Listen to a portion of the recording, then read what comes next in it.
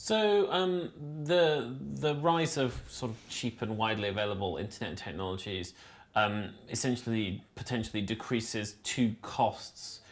One cost is the cost of telling people what's going on that might be relevant to them, and also decreases the cost for the person trying to get information of getting it. And so if I only care about the incinerator and I don't care about anything else, then modern technologies mean that I can probably get that information without necessarily having to kind of read through everything else every day or watch the news for half an hour every evening.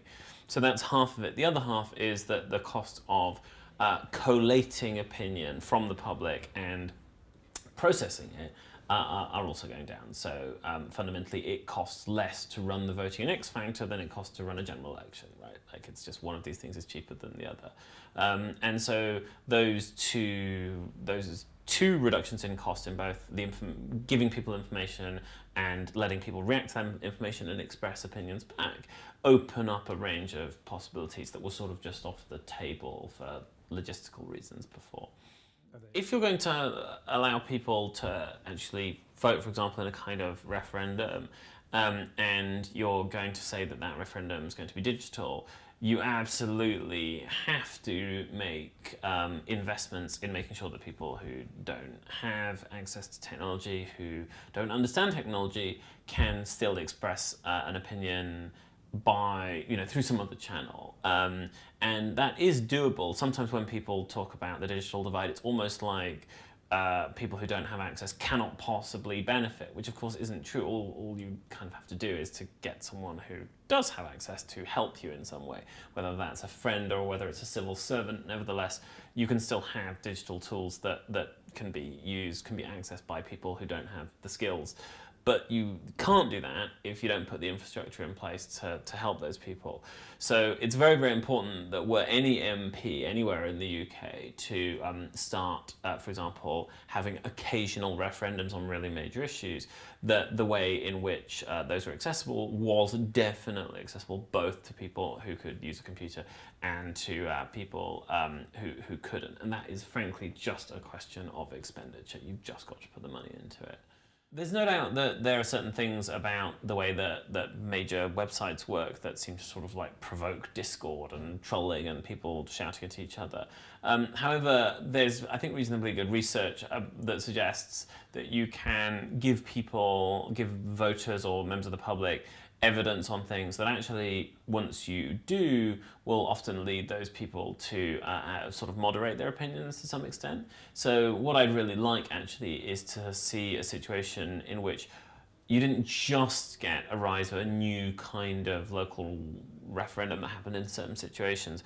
I would like to see that as a package with both the opportunity to vote and to have it mixed with better voter education than you actually, frankly, than you get at like general elections here. So in some other countries, in some states in the US, in some other places, at the time of an election, there are more sort of like neutral reports that are produced, and that are not just produced, but that are sort of mailed to everybody, or that are on the national evening news every kind of evening on the television, that are done by the statistical arm of the government and that sort of thing. Those don't exist in any British elections. There's no official attempt to make people decide on the facts. There's just an election campaign that is, of course, as kind of wild and libelous as anything you can imagine. I would really like to see these local plebiscites come with a structure that says, if we're going to do one, if we're going to hold one, there's going to be some better quality evidence sent to everyone first. So in a sense, you'd be believing that if you treat voters as responsible, intelligent people, they will indeed behave responsibly and intelligently. So if you treat them as adults, they'll tend to behave better than if you treat them as sort of children, which arguably some people might say we're being treated as if we're children. I think if you give voters a diet of something other than pure propaganda, they will produce better outcomes. There's a very interesting citizens initiative in Oregon where essentially a bunch of people get locked in a room, they get asked to debate the issue. These are just basically a bunch of normal people, and they produce a 2-page, really, really short report on what they think about the issue, having been locked in the room for a couple of days. And that 2 pages is just mailed to everyone in the state, and it comes as a sort of an antidote to the regular political propaganda that comes in. That kind of thing, I think, is eminently doable here. It's quite affordable, and I think it could actually show a way in which our bigger elections, the national and the local elections, might be fought with, as it were, less propaganda and more evidence. There is obviously a notion that if you have more things that are like referendums or that are more direct in some way, that malign forces will come along and they will fill the airwaves and the newspapers with certain opinions, all of which are directed by some sinister force behind the scenes, and they will persuade the public essentially to vote one way or another when the public didn't really even want to. They've been essentially made to by these sinister outsiders, There is no doubt that there are people who own media companies and who are senior who do have an intention of manipulating the public, and that's why they do it. That said, you can also build systems of to push against the manipulation. You can give voters education at the time of an election that haven't been just written by some sort of oligarch who expresses their opinions. You can produce research that is from more neutral statistical sort of agencies. You can also, instead of relying on everyone buying a certain newspaper, you can use public money and you can print copies of things and you can put them through everybody's door. You can do mechanisms that mean that when people approach that ballot, or they approach the the laptop or whatever it is that they're going to vote with, that they're not just going with what they read in the newspaper. You can push against that. And I would like to think that this kind of innovation in new kinds of voting would be and should be matched by new kinds of innovation in helping voters to decide based on more than hunch or more than the paper they read every day that's actually got an agenda. So the electronic voting system could include an informational, educational aspect to illuminate the particular issues and so on and so forth.